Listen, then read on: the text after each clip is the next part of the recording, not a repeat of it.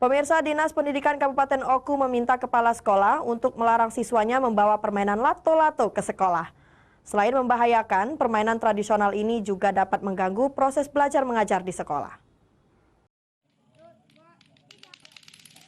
Permainan lato-lato akhir-akhir ini booming di berbagai daerah di Indonesia.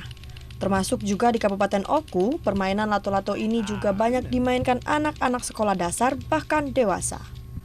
Lato-lato sendiri dapat mengeluarkan cukup bising dan membahayakan jika tali pengikatnya terlepas.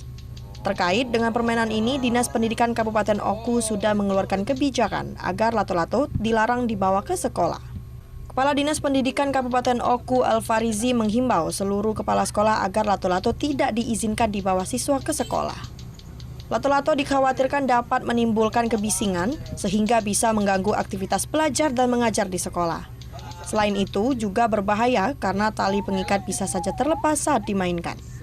Pada prinsipnya apapun itu di luar lato-lato yang diperkirakan bakal mengganggu jalannya proses belajar mengajar, dengan tegas saya nyatakan kepada kepala sekolah agar melarang itu semua.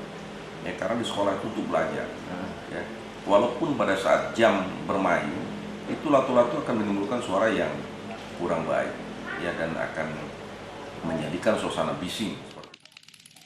Alfarizi juga menambahkan sekolah boleh mengizinkan siswa membawa permainan tradisional berkaitan dengan mata pelajaran muatan lokal yang menjadi program setiap sekolah. Itu pun terbatas hanya pada saat jam pelajaran berlangsung saja.